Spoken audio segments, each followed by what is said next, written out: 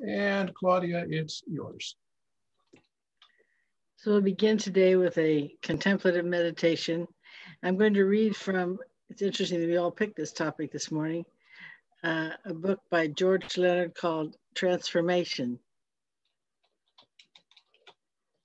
Then we'll have a minute of silence, and then Jackson will lead into the celebration. And after all the journey, all the pain and joy, we may discover that the transformation was difficult to grasp, not because it was so far away, but because it was so very near. To find the immense world of delight is, in the end, to come home again where it always was.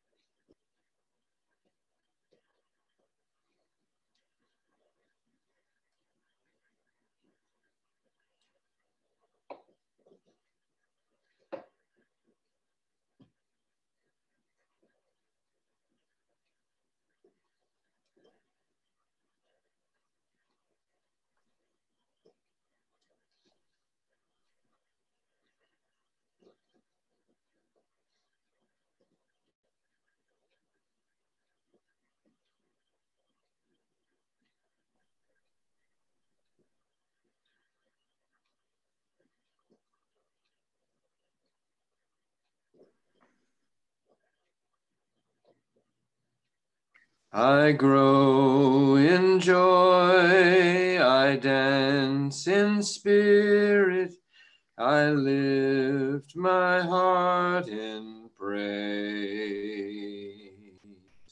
I am God's love, I give thanks for good.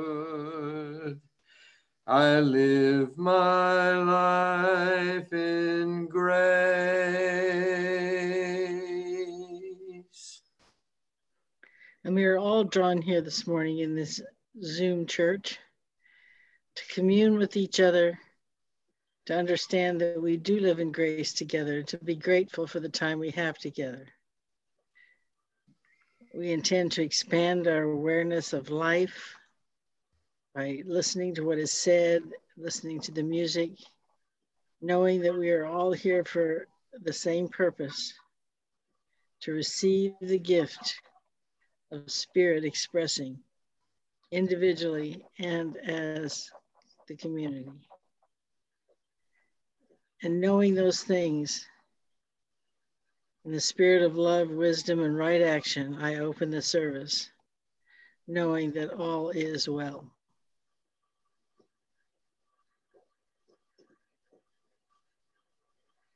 We grow in joy, we dance in spirit, we lift our hearts in praise.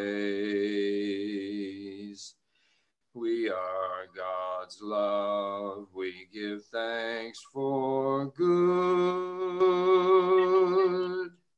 We live our lives in grace.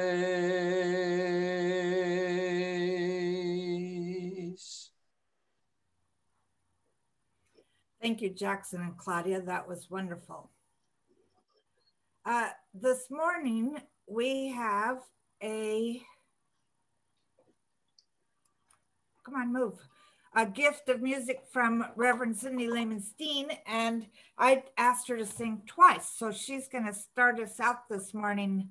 I'm going to stop this share, and you guys might want to, or you, not you guys, women too, you might want to put your computer on speaker view so that you can see her while she's speaking or singing. So take it away, Sydney. Good morning, everybody. Good morning. Okay, it's so wonderful to see you all again.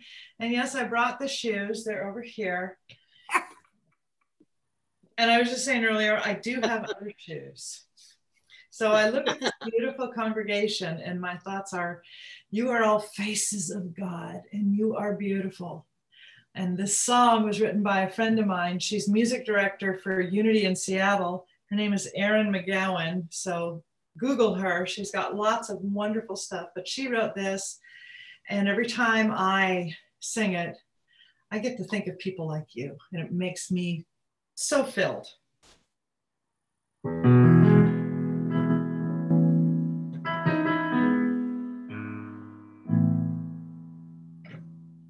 I sing a prayer with every name of God I know, so I can magnify the glory of the one,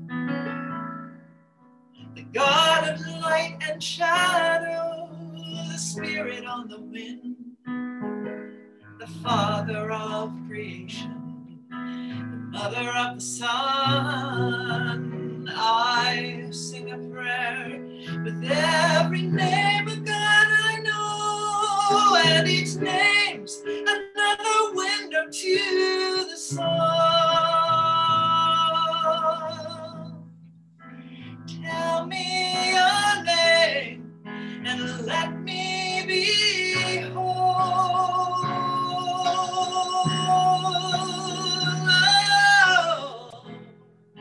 So many faces of God, so many faces of God, so very beautiful, so very, very beautiful.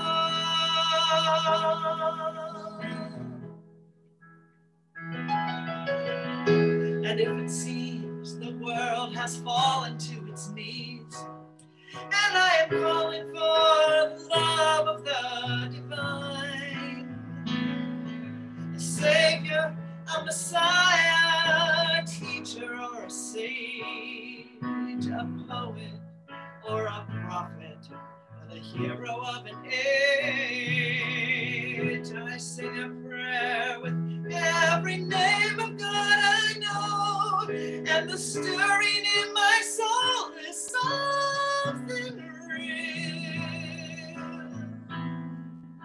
Tell me your name and we will reveal.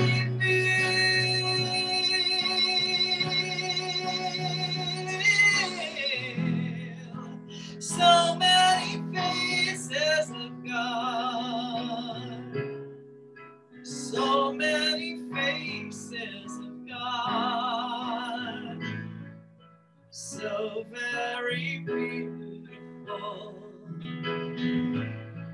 You're so very, very beautiful. So many faces of God,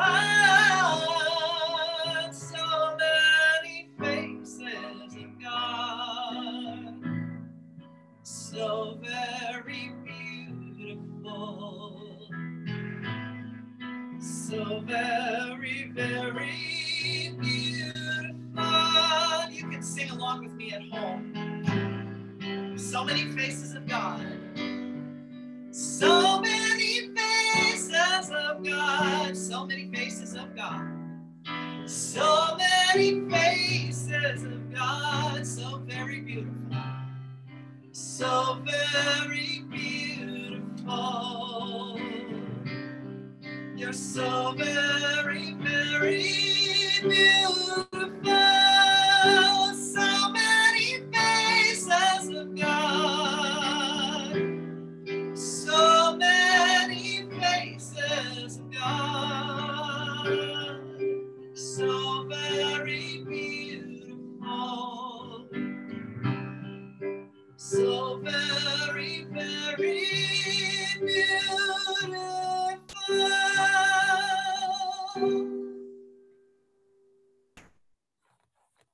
Very good. Thank you so much. Thank you, thank you, thank you.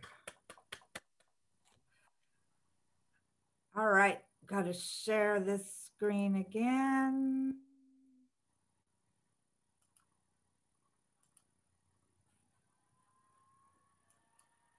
All right, So today's message is Inextricably Connected.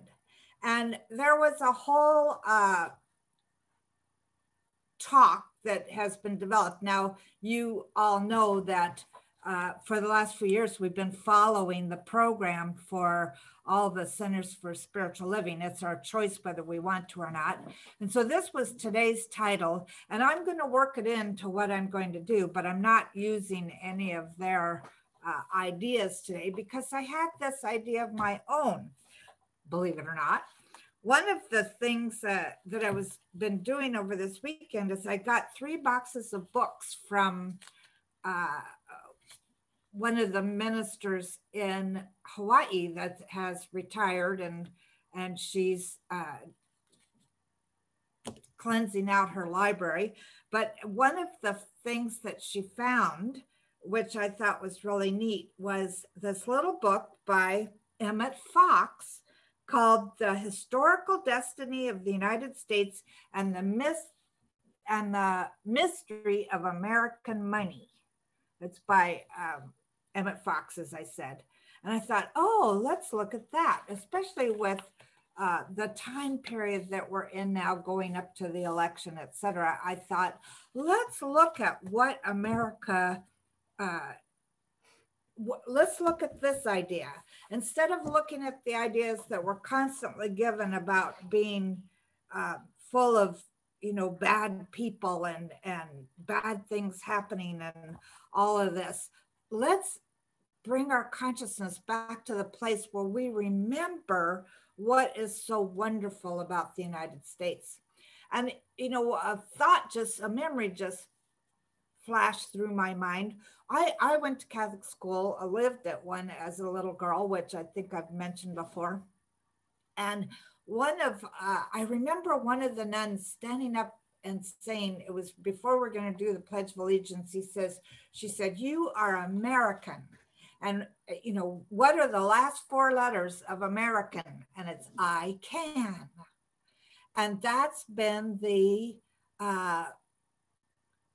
idea that has pushed so many people to move to the United States. It's been the idea that has brought people from maybe a poverty type of existence to wealth. It's been an idea that has made America what it is, that idea of I can.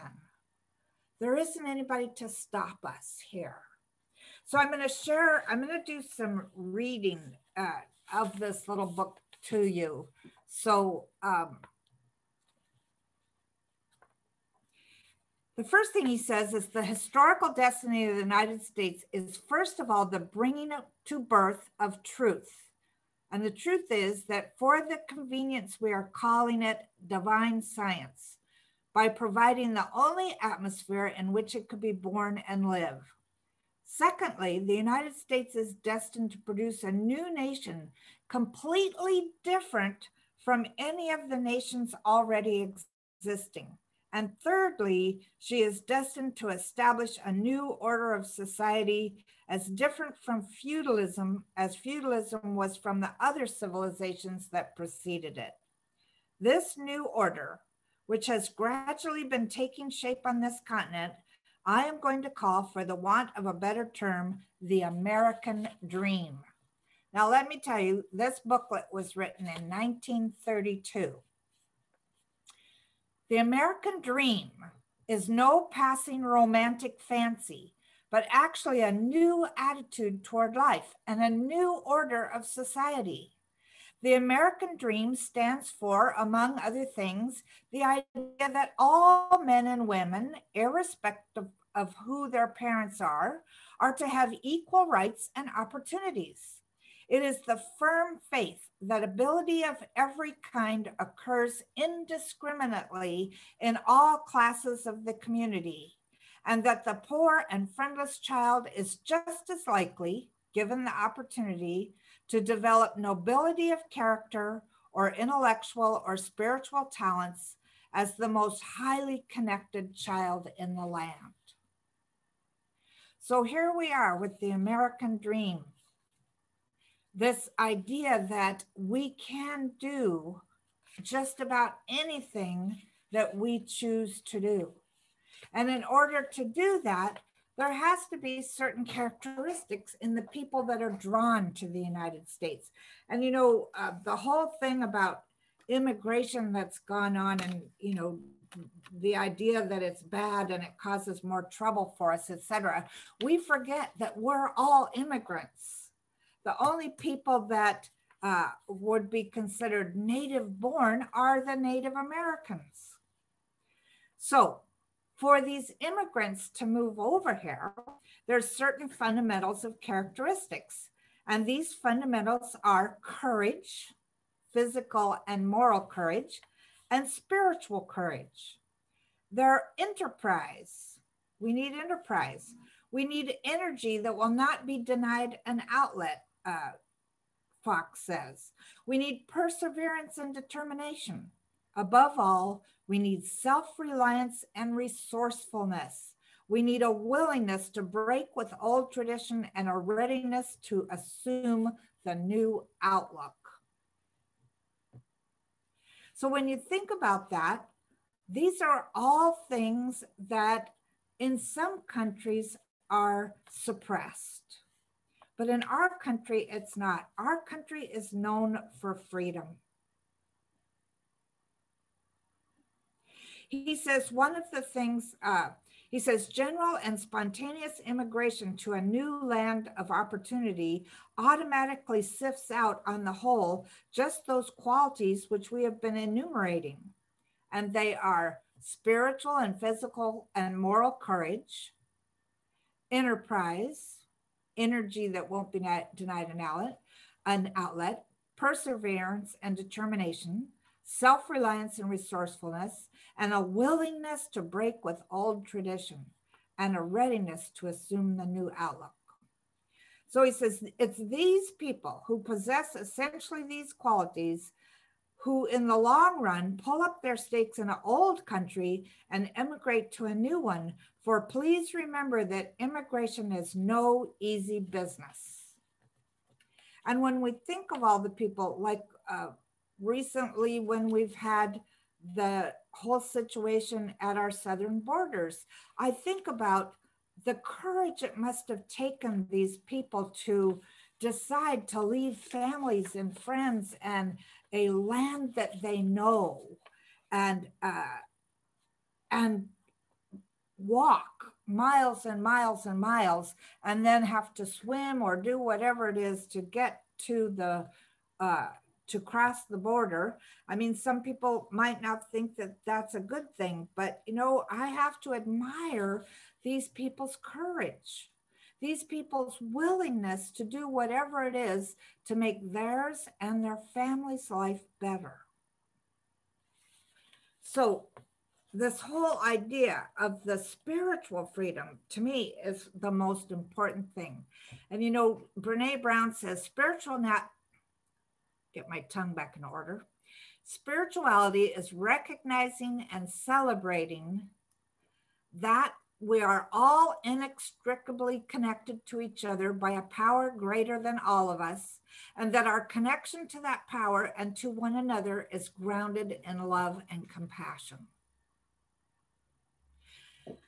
Whether we know it or not, our country was established not only for freedom, but for us, not only for physical freedom, but for spiritual freedom as well. And that recognition that there's only this one power, and that power connects all of us, and that we can't ever get away from it, that connection. Years and years ago, I remember reading in Science somewhere that scientists had decided that if you were to look at the earth and all its peoples and animals, etc., all of its life, and you were to see it flat, then and like art, it would be like a pointillism painting, that you would see these little dots everywhere. And then as they kept studying, they realized that those dots are not separate, that they are connected, And so for them, then it meant that, this dot was connected to this dot, which was connected to this dot, etc. We're all inextricably connected. And I just love that idea. And to be grounded in love and compassion is where we really want to be right now in particular. Our country, our lives need that groundedness in love and compassion. So then I was looking at, he picks two symbols of America. If you think about American symbols, there's the Liberty Bell and there's the Statue of Liberty, and there's various other things. Well, Emmett Fox picks two different ones. One is our money, and one is the Great Seal, which is on some of our money.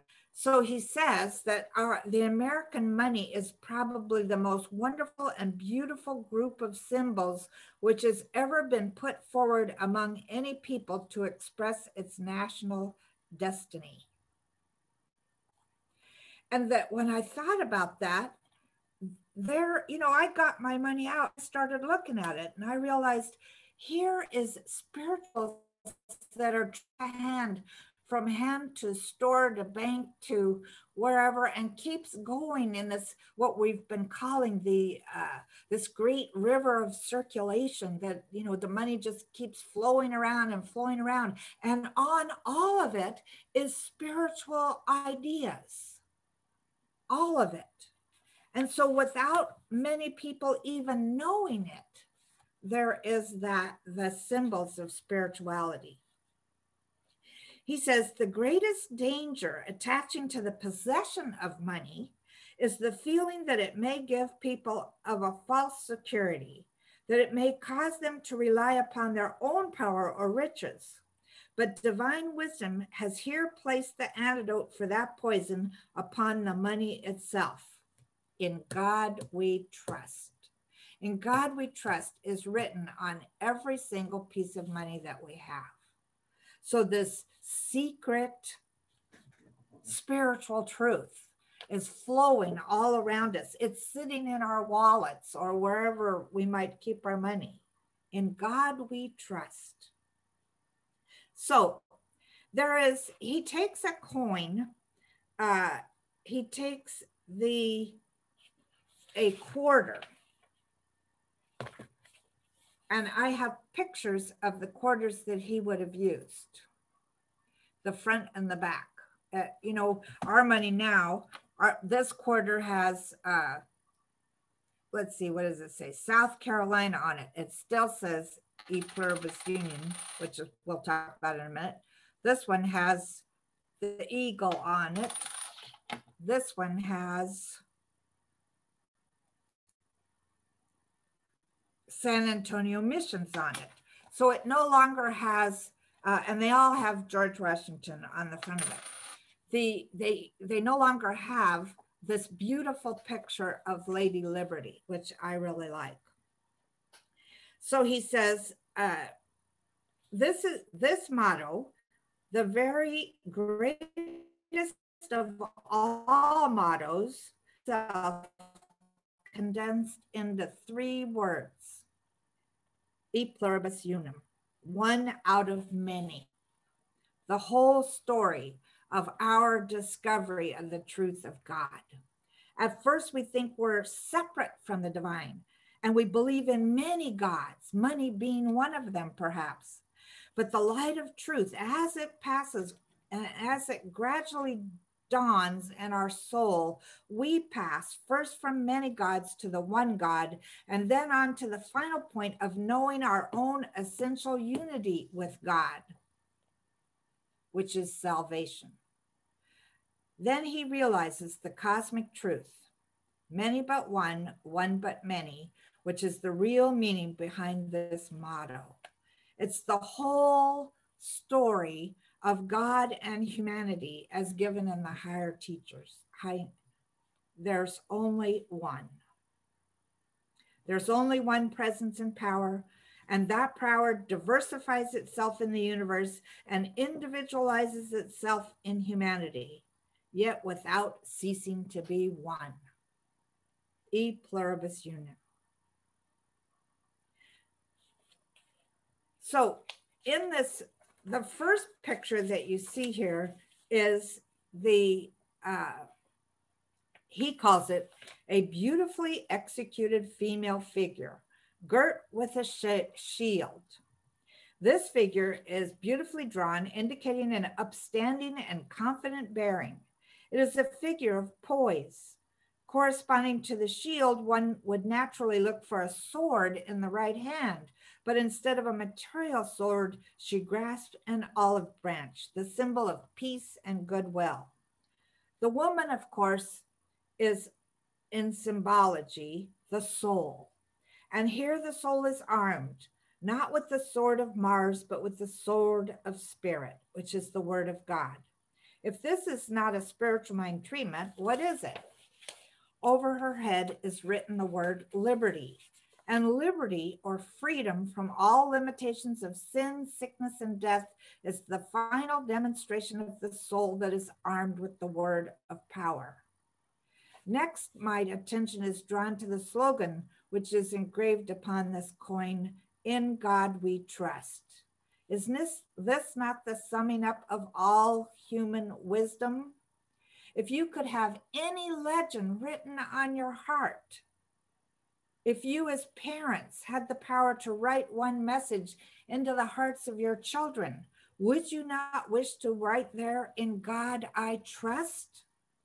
Well, divine intelligence has written it for them upon every piece of money which they handle. So in God we trust. Now, in a minute, I will talk to you about the number 13, because there's a 13 in this picture as well, a few of them. But let's look over to the other side of the coin, the wonderful flying eagle. And he says, an ancient legend concerning the eagle tells us that he has a remarkable peculiarity among birds. When a severe storm occurs, all birds do one of two things. Either they hide from the storm in the lee of any convenient natural shelter, or they try to fight it as long as their strength will hold out. The eagle, however, does neither of these things. He soars above it. He neither fights the storm nor runs away, but soars above it. And when you think about that, when we learn about spiritual mind treatment, what we're learning how to do is rise above the challenges that are in our lives, is to quit putting all of our attention on those challenges and allow ourselves to move to the spiritual plane where we can feel the peace and the centeredness, etc., that we desire. So I thought that that was really interesting, that the idea that the eagle soars above the storms because he can, and so can we. Later on, he says, in the priesthoods of the ancient world, the top of the candidate's head was shaven or made bald to symbolize our oneness with God. And here in America, we have the bald-headed eagle telling us the same thing in another way, that it is the destiny of the American nation to lead us into the condition where personal freedom and true self-realization will give us at once direct contact with God and true dominion over our own lives. This is why the eagle wears no crown of personal or material authority, but teaches the sovereignty of the impersonal divine truth.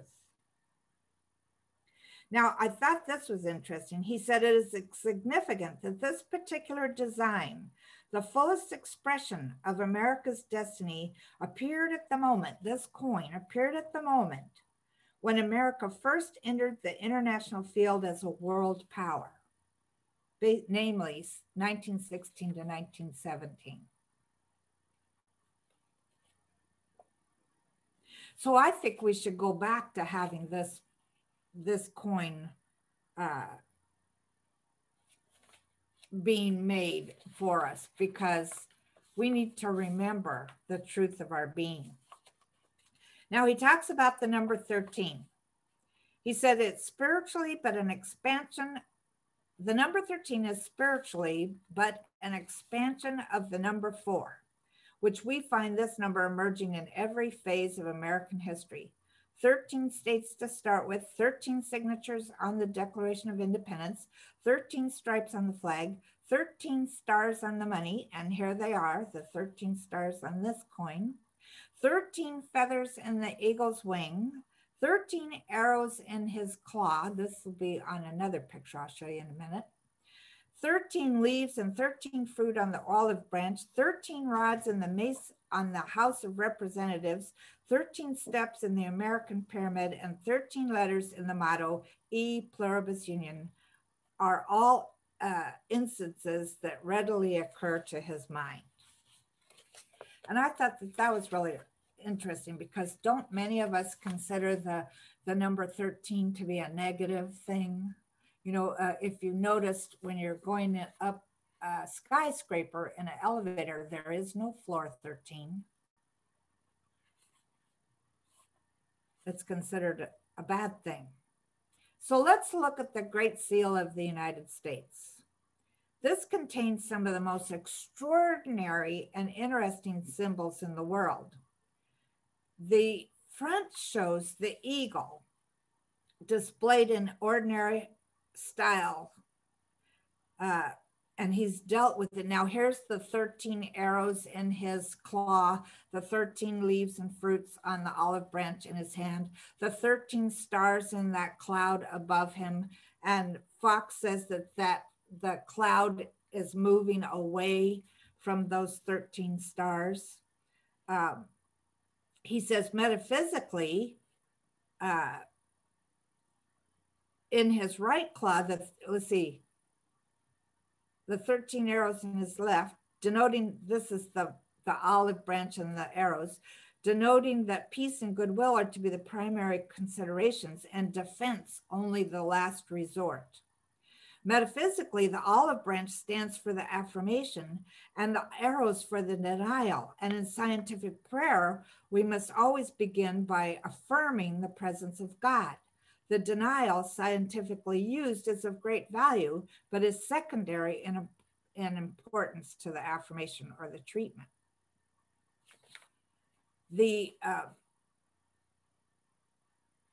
He says the clouds of materiality and misunderstanding, that's that piece in blue and gold and white up there, are rolling away from humanity, and the sun of truth is shining out.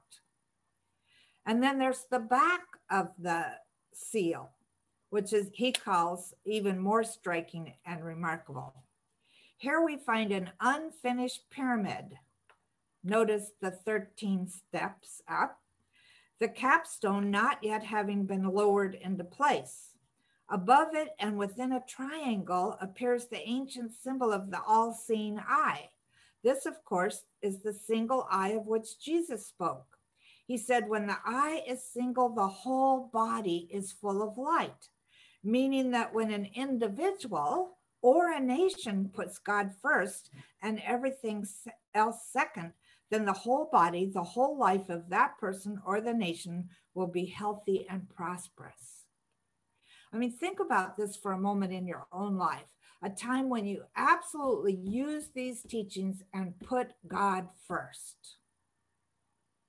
I know in my life that when I've allowed myself to do that, then all kinds of wonderful things have happened. When I put the effects first, the effects have the unfortunate habit of moving or becoming a challenge, etc. So putting God first is really important as a nation as well as individually. He says the triangle is the symbol of the human soul in which the divine understanding has to appear. The capstone of the pyramid is still unplaced to indicate that humanity cannot accomplish any real work of themselves, but only as an instrument of God by having the single eye. We have the power of bringing the action of God into play through prayer. But without the divine action, we cannot actually achieve anything. It's because we have so often left God out of all our arrangements that human schemes so far have been transitory. The single eye is the stone that the builders rejected, but it has to become the head of the corner in the new building that the American people are erecting. In the deepest sense, the single eye stands for the final spiritual truth of the allness of God, e pluribus unum, which is the destiny of the United States to make known to the whole world.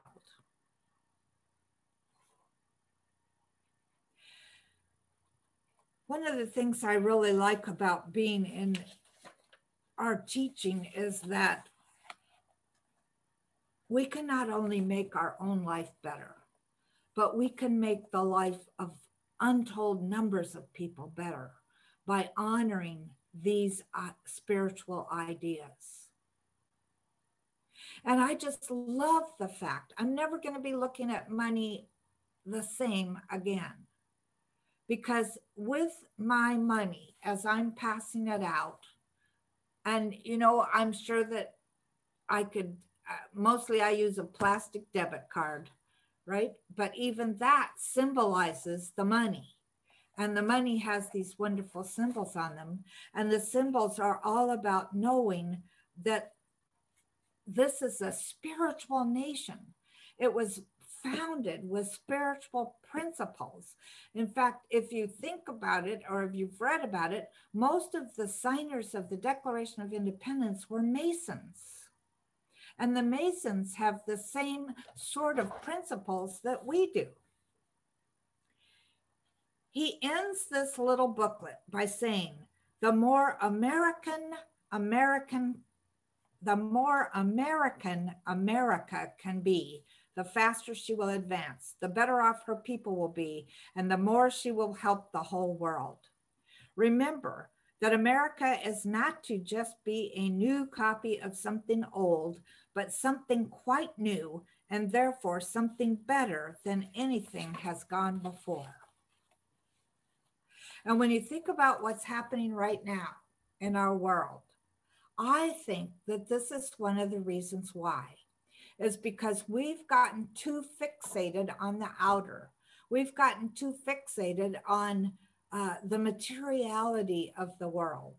And it's time to remember, it's like we've all become hermits by being in this shelter in place, though most of us are resenting it every once in a while.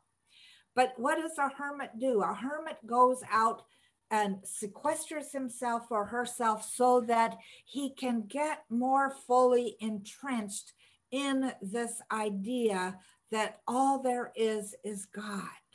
Absolutely all there is God. Mother Teresa said, if we have no peace, it's because we have forgotten that we belong to each other. And I think this is something else. We have gotten so divisive. We've gotten so us and them-ish that we've forgotten that we belong to each other and that everybody that we experience in our life, no matter how we experience it, is also an emanation of the divine. And maybe if we were to look at those people that we think, oh no, that can't be God expressing, and say what my teacher said, Reverend Helen Street, she would look at somebody that was having a really bad time or being particularly hateful or frustrating. She would look at them and she would say, that's a really good costume, God, but I know you're in there. And she would acknowledge that. And maybe that's what we need to do. Instead of yelling and screaming and thinking, whatever particular choice words we use when we look at politicians, etc. Instead, we go, well, that's a good costume, God, but I know you're in there. I know you're in there. We have to remember that we are absolutely connected, implicitly connected. everything out there is a part of us. Sometimes I feel like I'm one note Nancy or something where, you know, this is the thing that I'm saying every single Sunday, every single day to my own self. To remember that who we are is spirit in form. Who we are is godlings, as Jean Houston calls us. It's up to us to bring this peace into the world. It's up to us to know that what's happening right now is that a brand new America, a brand new world actually, is being created. And to do our part in that creation, to stand in the truth and to know that it's all God. Oops. Dr. Holmes says, we are in an infinite mind, and infinite mind is also in us. It is by this mind that we think. This mind is eternal, therefore we are eternal. This mind is complete, therefore we are spiritually complete. So my invitation to you this week is to allow yourself to remember this, that there is that within you that is more powerful than you could possibly ever imagine. And it's your real self. And that this self is eternal. And that we are spiritually complete. And that being spiritually complete, we get to be spiritual warriors right now. And a spiritual warrior holds up that shield that was on that coin and the olive branch, protecting ourselves from the negativity that is coming in and holding up peace, consciously holding up peace and knowing this is our truth. So let's say this affirmation together.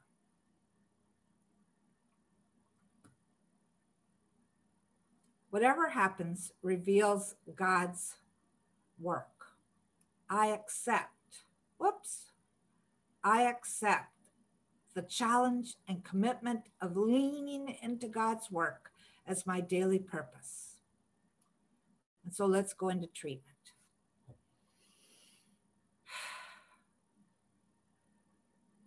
Gratefully, I acknowledge that our country is a divine idea in the mind of God, always has been, always will be. And we recognize right now that we have the ability and the power within us to help this country grow in amazing ways. In doing so, we're growing our own self. We're growing our consciousness so that we no longer are affected by the hateful reflections out there. We remember who we are, spiritual warriors standing for peace. And so we create an atmosphere of peace around us that is being felt by everyone in our atmosphere. And in this atmosphere of peace is love and light and power and joy and laughter and all good things. And so I know for us that this week we allow ourselves to celebrate all the good that is in our life, all the love, all of the light, all of the power, all of the freedom. We're so grateful for living in a country that is based in the spiritual idea of freedom.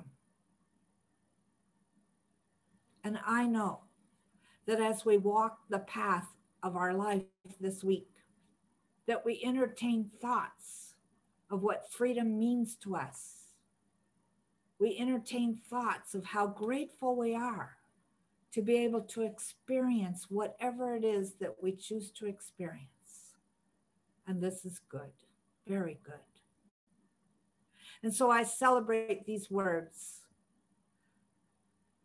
of truth.